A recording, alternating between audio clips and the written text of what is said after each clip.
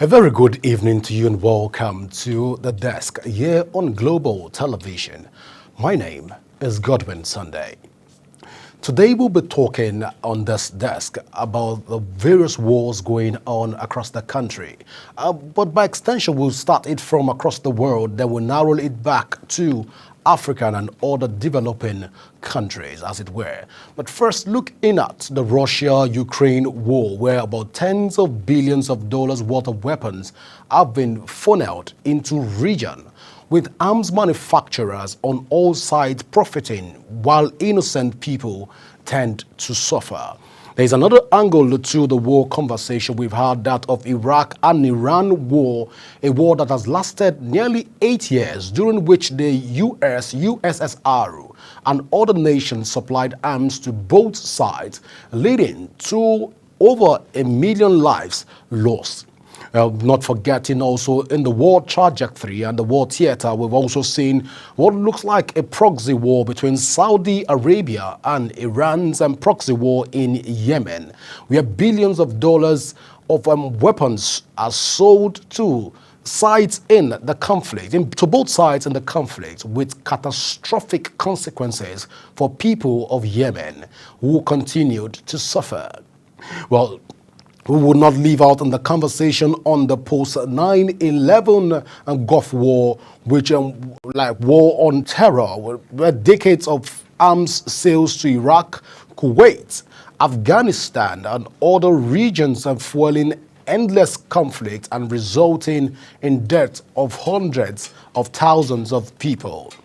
Now, this evening, we are trying to look at the various wars that are happening in various war theaters and the various rumors of war across the world. And we're trying to also look at the modalities that we can use to usher in peace and lasting peace in this war. And joining me in this conversation is Rana Basharat Ali Khan, who is joining me all the way from UK, and Rana happens to be the chairman of International Human Rights Movement, and we'll be doing this together even at this moment. But first, let me welcome Rana to the show. Who is joining me from the United Kingdom. Rana, so good to have you on the desk this evening. Thank you. All right, so Rana, let's begin this conversation first, looking at this old theaters of war, and the war seems unending in many quarters, especially the Ukraine and Russian war. Why are we in this state right now that the war seems unendless? Even you are in the peace corridor and you have understanding of the conflict analysis and layers to conflict, peace and conflict resolution. But why is this war tend to be unending even at this point in time? First of all, thank you for having me on your TV, and it is very sensitive issue to discuss, and I believe this is something our audience and our viewer want to know what exactly happened. I believe this is not a war for land. This is war for money. This is war to make the money, the richest more richest, the companies who supply the weapons. This is a war we are fighting for them. There is nothing, something we can discuss about the land dispute, or we can call this is a human against a human. This is human against the financial barrier. This is a human against the financial business. So this is a war about the businesses, and they are making money. As long as we will not stop these companies, these people, the countries who are making money from these war, we will always be a witness for these kind of happen in future as well.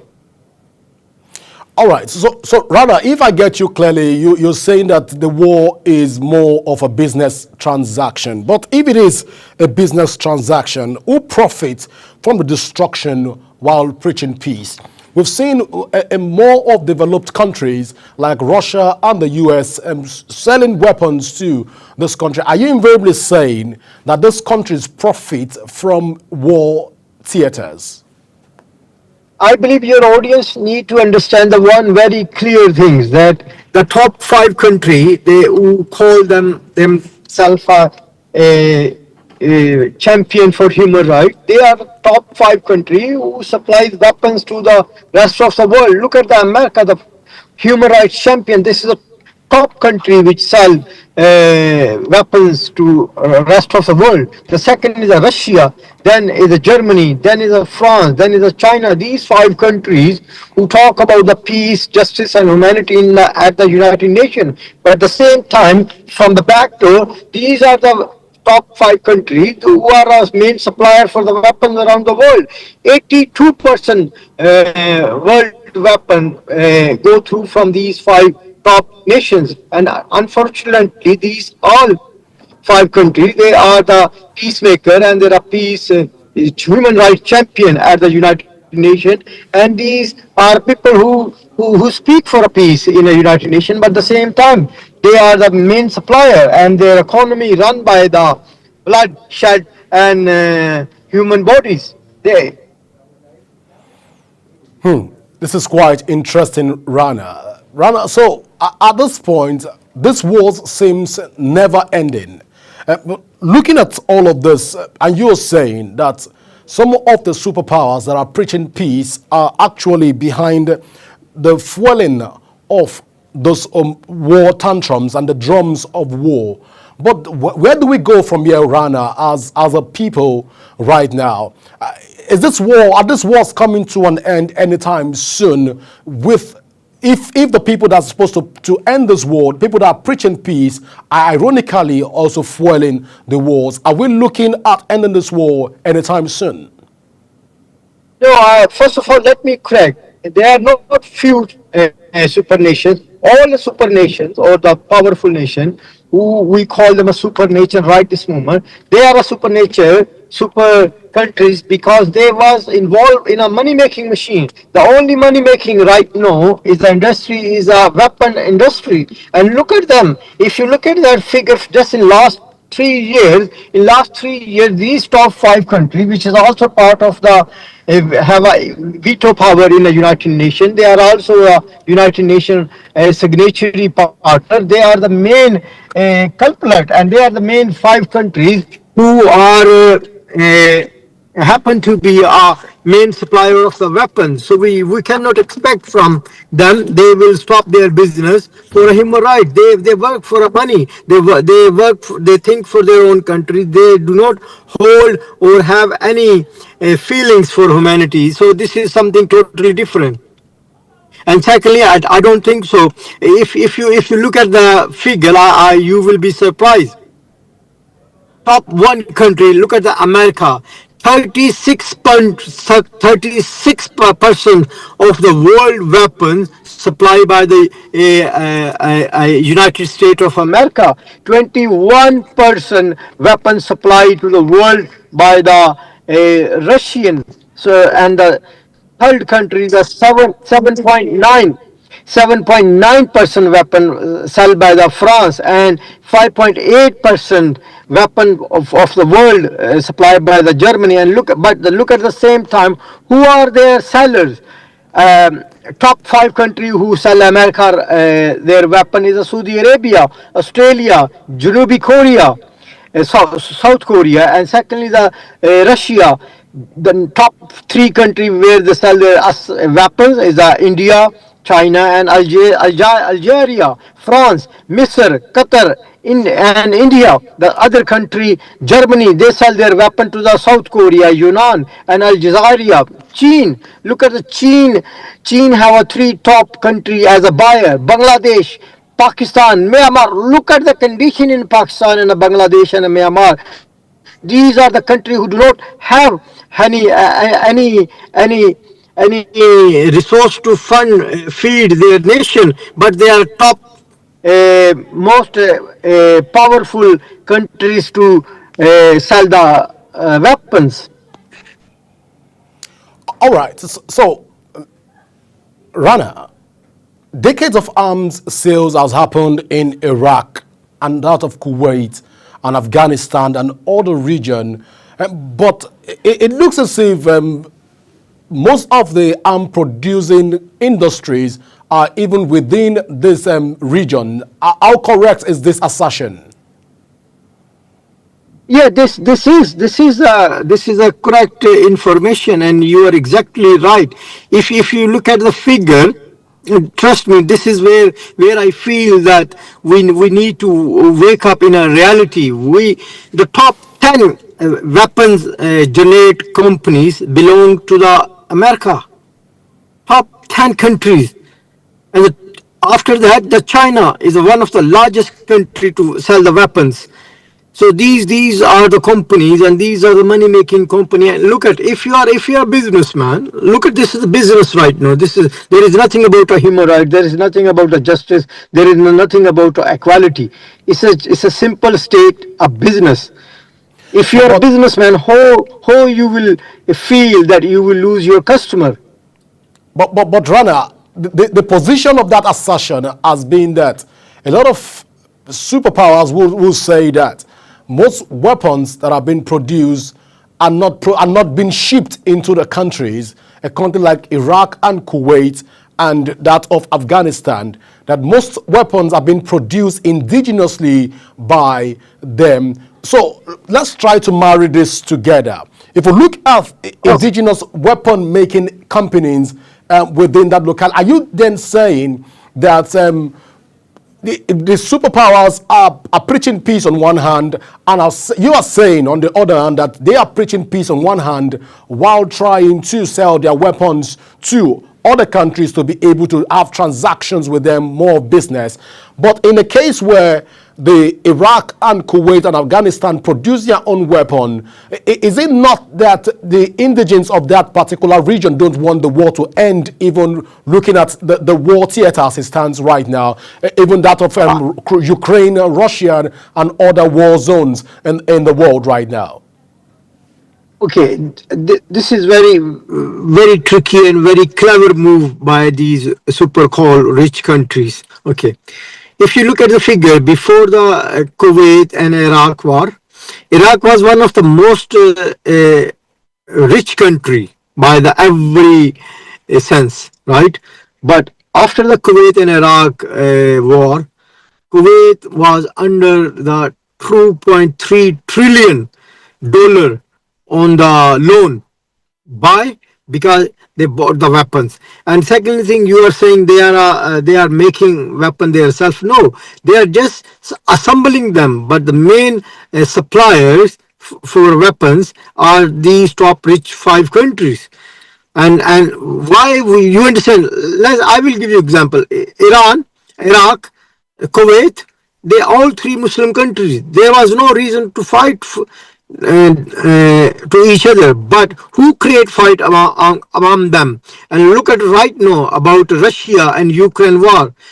Russian and Ukraine war, normal people think, oh, America in Russia against Russia, but America in same time they are a biggest supplier to the weapons to the Russian government, and they are also same time they are supplying and they are providing weapons to Ukraine, and they are making money from both sides. So talking about the peace or justice is just a rubbish. Sorry for my language. No, yeah. So Rana, let's look at this conversation again in terms of other smaller countries. But let's look at Gaza. What's happening in Gaza and that of Palestine? Could this also be one of the instrumentality that is fueling conflict between Israel and the Palestine? Gaza is very sensitive issue. Yeah. Gaza issue is very close to my heart. First of all, more than 100,000 people die in last 17 months in Gaza. That's horrible. And that is a failure of our justice system, that are failure for the United Nations, that are failure for the so-called human rights champion. But who are the responsible? It is the West who are responsible for this kind of conflict. Why if you go back in 47 and 46, where this problem start, where these problems start, why they did not listen the United Nations, why they did not listen OIC and requests of a Muslim ruler that time, why they divide unfair division they create between Israel and Palestine. That was a illegal division, and it was not based on a justice. This is where problems start. If the United Nations was honest in the beginning of the division of the Russia, Palestine and Israel, we will not be a witness for these kind of horrible human right violation. But we are a witness because the United Nations was not fair on the point of division of this two nation theory.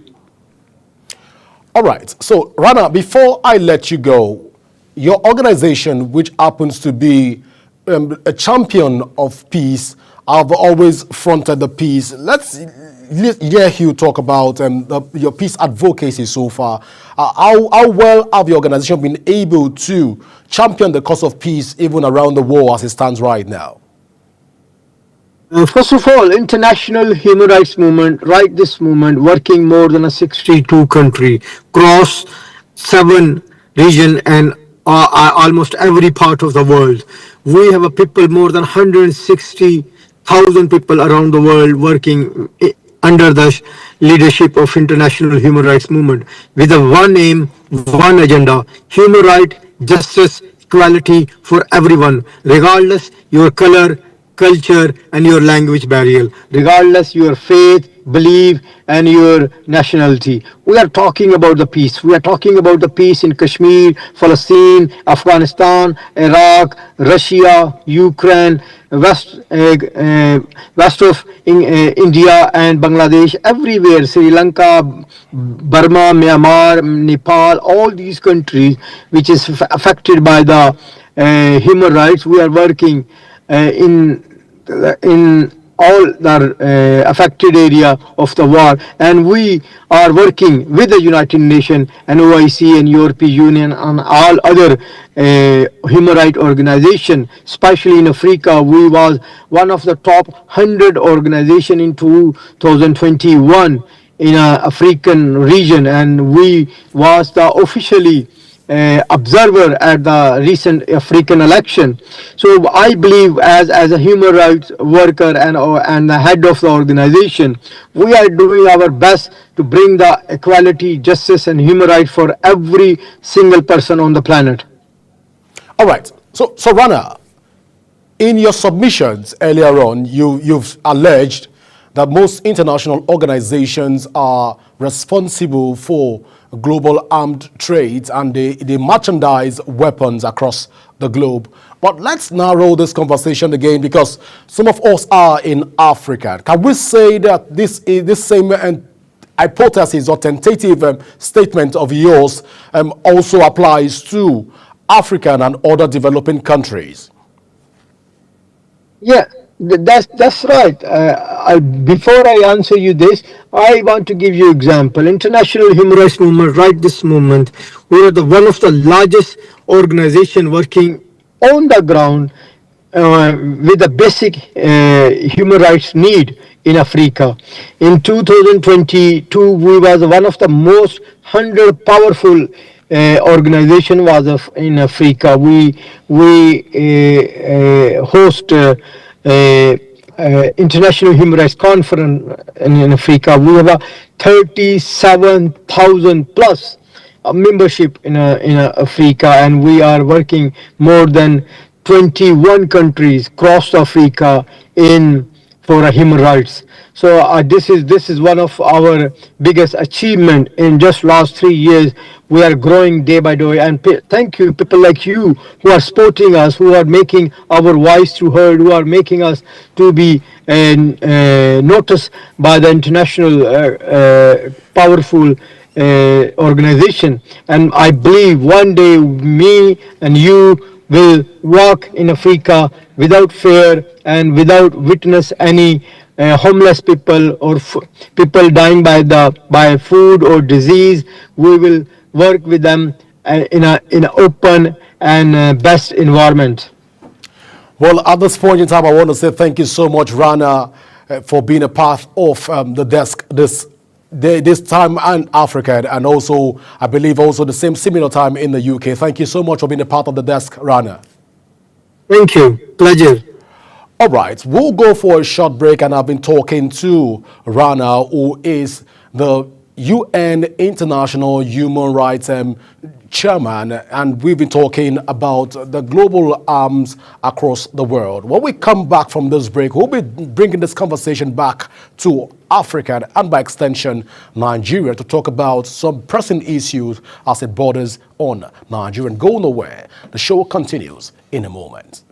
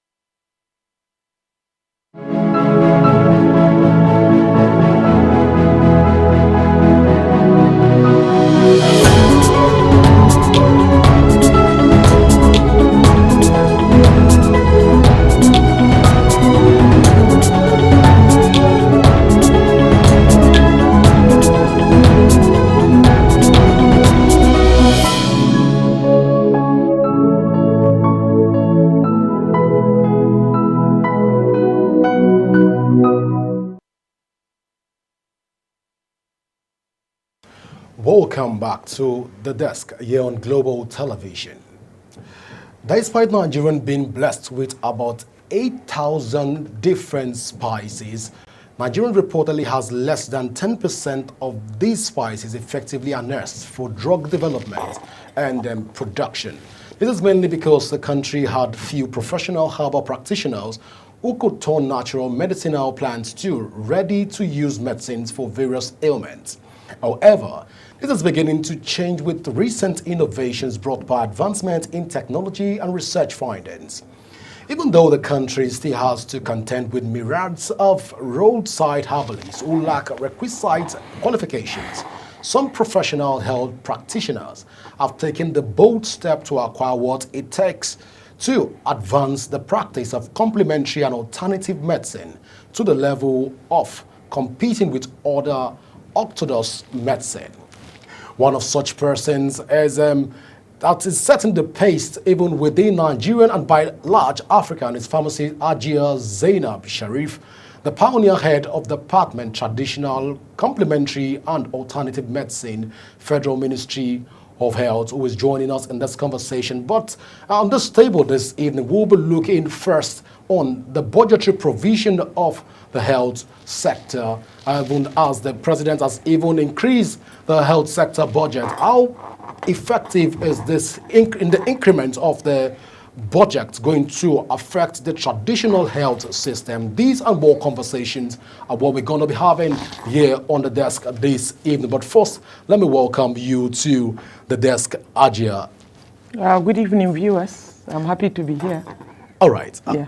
Ajia, so good to have you even here. But let's delve into this conversation. You've seen the budget by Mr. President and all of this.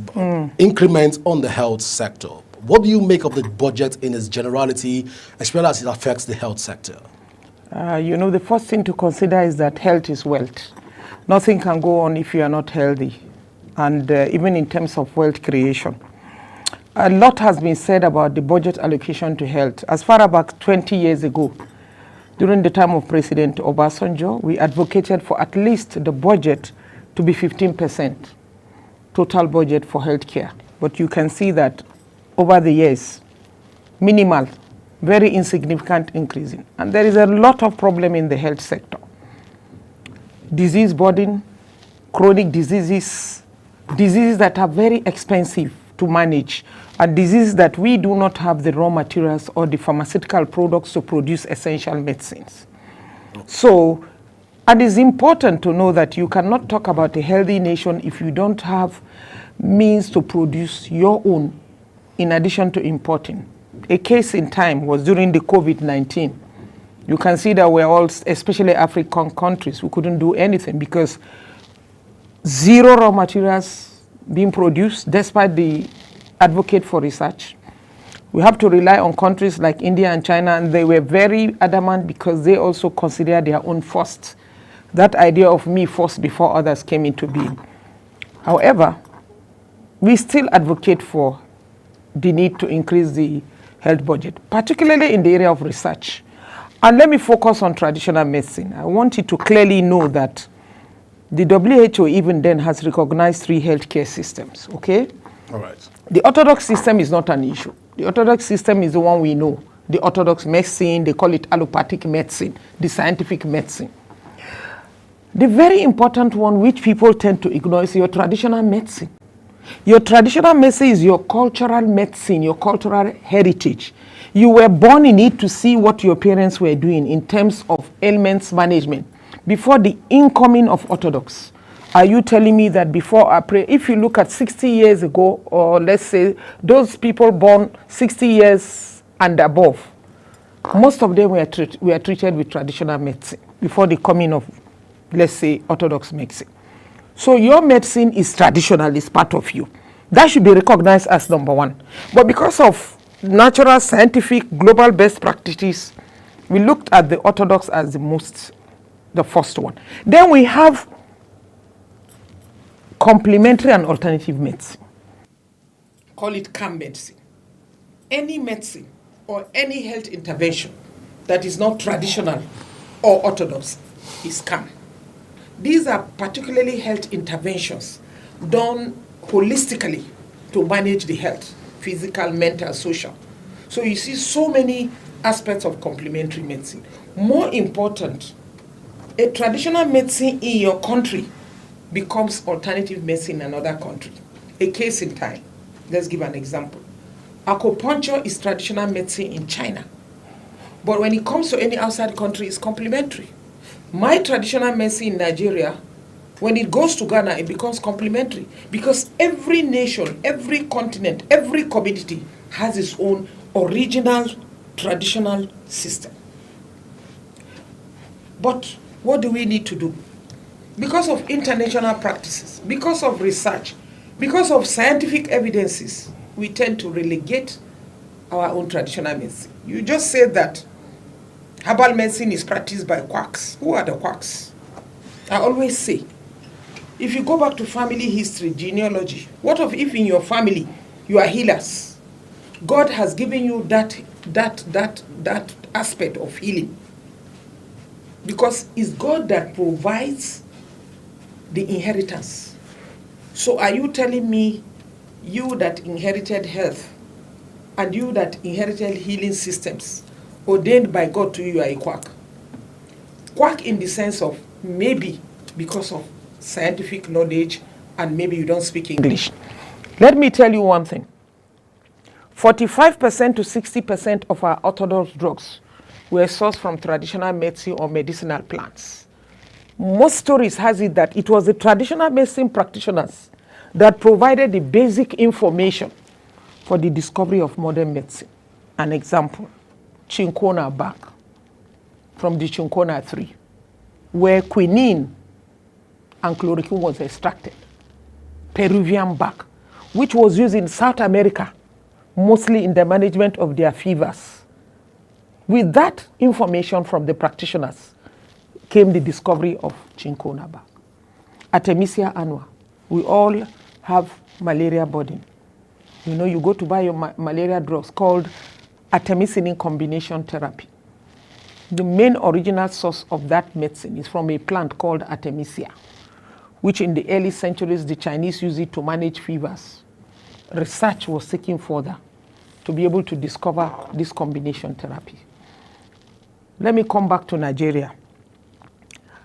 There is, as a director, when I was in the federal ministry, we did a lot to promote traditional medicine, in the sense that let us pick the aspect of scientific evidences, okay, and be able to go into research for the discovery of medicinal plants or products that can be beneficial to our people. You see, the Chinese, they use their own, they call this Chinese traditional medicine. They are able to discover a lot of drugs for their people. You can imagine a billion population, if they did not go into local content to develop their own, how would they manage healthcare? Come to India, you know, and India call their own Ayurveda. They research into their own and begin to use their own for the benefit of their people. Nigeria, how far have we gone? It's a case that I pity. We did a lot, but very, very slow progress because there was no political will.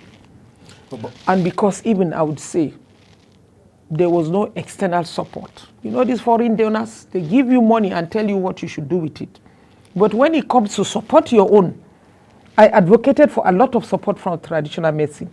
We did not really get that support. However, minimal support from WHO. However, our government, our federal government, needs to pay more attention to the development of traditional medicine.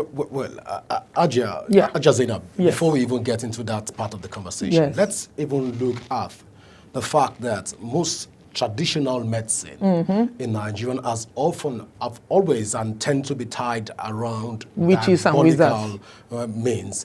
And to a very large extent, we've not seen the contribution of traditional medicine towards the advancement of the Nigerian economy. So, I don't know if you want to elaborate Okay, on let this, me on tell how you. effective the traditional medicine have been towards contributing to Very Nigerian interesting, economic development. very interesting. All right. WHO research has shown that 80% of our people that live in rural area patronize traditional medicine. It is the first call for primary health care, community medicine, medicine of the people. For us, Africa, we call it black medicine. If you go to your remotest community, you hardly find health posts. They get access to the practitioners. They are contributing their own informally. Even if those start to diabolical means? There is no, please don't mention the All word right. diabolical Okay, means, please. because it shows a lot of ignorance. All right. Because me giving you help, yes, if you go into the understanding of traditional medicine, there are different components of traditional medicine. All right. We have traditional bed attendants that receive delivery, especially at the rural age. We have traditional psychiatrists that manage mental cases. We have herb sellers that are expert in selling herbs. Then we have traditional circumcisions, they call them surgeons, that do the circumcision. So there are various components and traditional bone setters. Bone doctors. I'm sure from the village you have come, you must have bone setters. Why is it that our people patronize them? Because they have something to deliver. However, we are looking at the worst scenario where we believe that our traditional medicine means occultism, and it means witchery, it means diabolism. What I always say is that, can you remove the shaft? For us as scientists, we are interested in looking at the products, the herbal medicinal plants, which most of them use. We should go with them, have an effective collaboration so that we can be able to discover more medicine for our people. And more so, you said there are 8,000 species of spices. No, don't use the word spices. There are over 10,000 species of medicinal plants in Nigeria, which we have not tapped up to 10,000. Oh, 10,000. Even 10%. Wow. Let me tell you something. Nigeria is blessed with a lot of arable land. You know what makes me sad? Currently, I was advocating, there is no regulation. We have advocated for regulation for a bill to be passed. The bill has been on. 2023, it was almost to be assented by Mr. President, which was not done. So we are going back again so that you can regulate the practice, like you said. Of course, there are always quackery in everything, even in traditional medicine. Okay? So what we need to do is to allow regulation to come in. For pharmacists, you have Pharmacists Council, you have Dental and Medical Council. We are advocating for Traditional Medicine Council because we have close to, in the north alone, you have over 10 million practitioners delivering health services. If you go to some states, my state, if you go to Kano, the Aminu Kano Teaching Hospital, once you are coming outside the gate, opposite are practitioners delivering services. The people queue to get medicine from them. We should support research. There are agencies that should be funded to go into further and identified research. Most of our research institutes, some of us tend to go to research that has no end. There should be a specific research. For me, I would say, can you bring to Nigerians about 10 different brands of anti-malarials from your medicinal plants formulation? So that in so, we can be able to have our own Nigerian herbal medicine for malaria. Research has been done. They are lying on the shelf. Anything you need to do has been done. All we need to do is to practicalize and implement. That can be done if there is serious support and research. I am advocating that the government should look into traditional medicine. Because when you want to talk about traditional medicine, herbal medicine, we Orthodox were easy to say no. But meanwhile, nothing. Is it not embarrassing that you don't have any raw material for pharmaceutical products in Nigeria? The only raw material you have is water.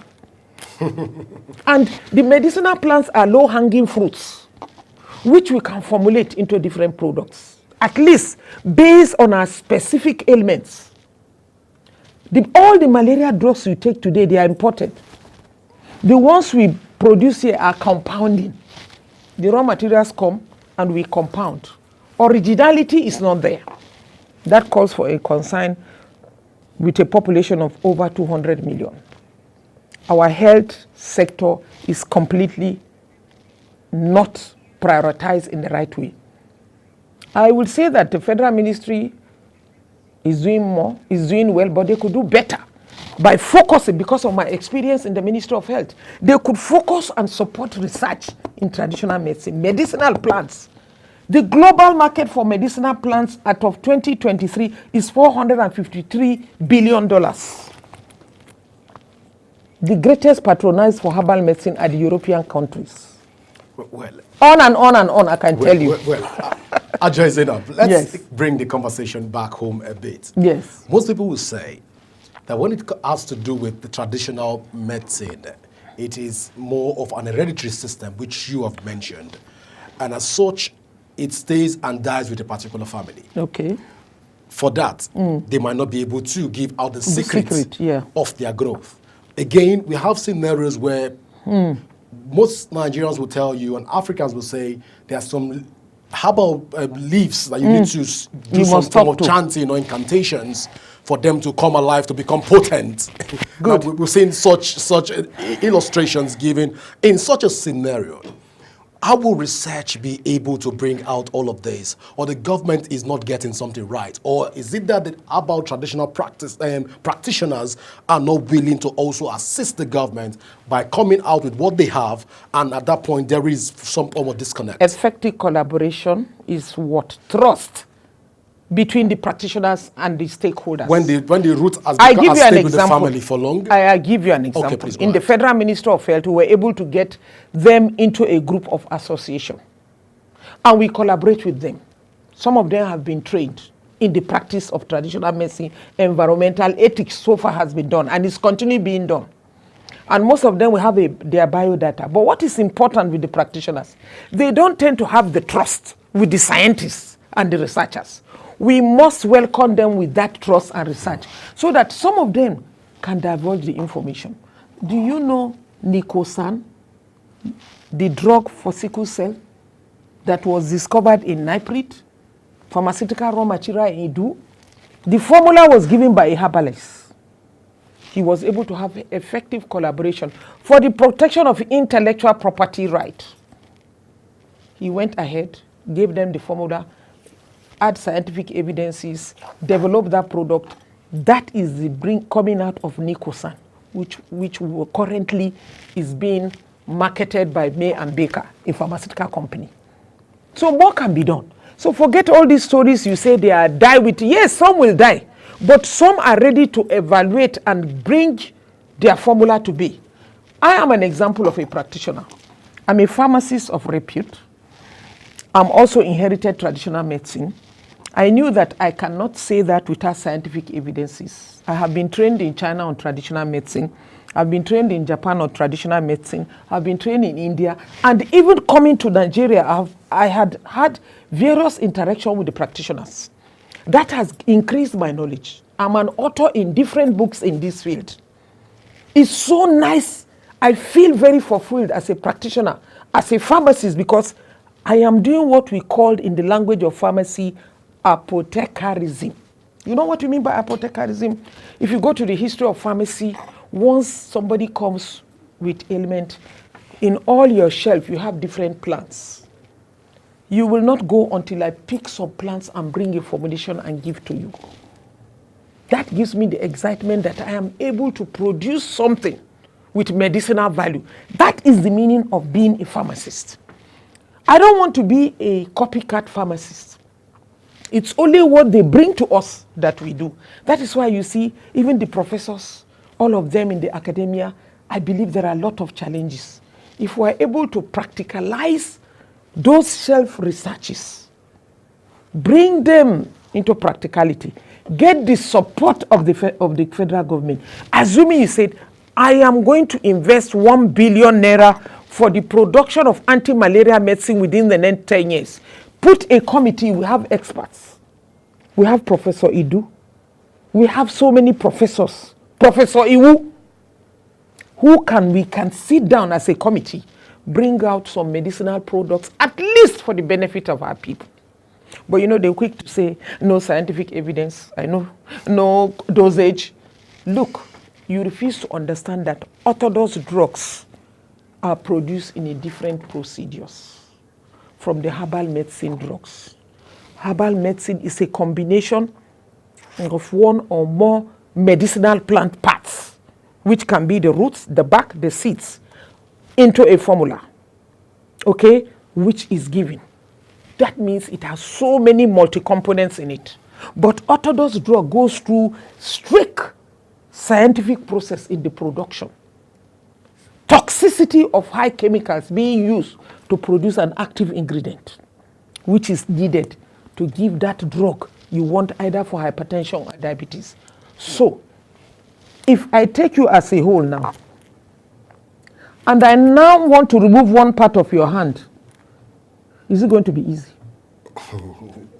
No, is it going to be easy? Well, do you understand? No, I'm trying to, because for your viewers to understand, we need to give them the clarification.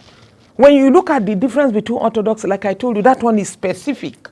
It's looking for an active component.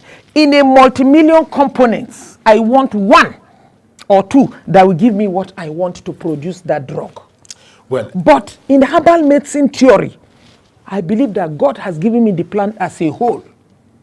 I don't want to remove any parts. Okay? So you cannot compare. I always say it's like a baby less than 6 months old and a 1-year-old baby. Are you going to treat them differently, the same?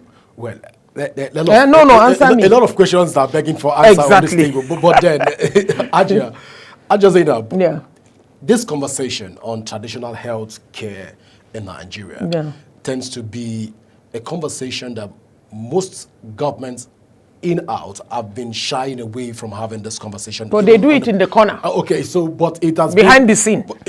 At this point, we begin to ask, as the government shies away from this conversation in the open, are we ready for the growth of the traditional system as a people to be able to export what we have to other countries? Or we want to do right now to bring in our product and export in raw materials to other countries to be able to develop and send back to us? That's what is happening. That tends to be the conversation right That now. is what is happening, Okay. because I told you there is no, I would call for emergency in intervention and support of traditional medicine vis-a-vis medicinal plants to produce medicines for our people. When the government is not The having that government conversation should in do public. that, but The there government is no not- political will. Yeah. So why did you invite me? Is it not to do media advocacy? Are we not talking to the government? Are they not listening to you? Of course they are listening. So listen to us. I don't care. I have done my service to my country. I am not fully fulfilled because my own dream is to see a perfect product coming from Africa, particularly Nigeria. We have a lot of formulations. If the government can support us to produce, we have committee.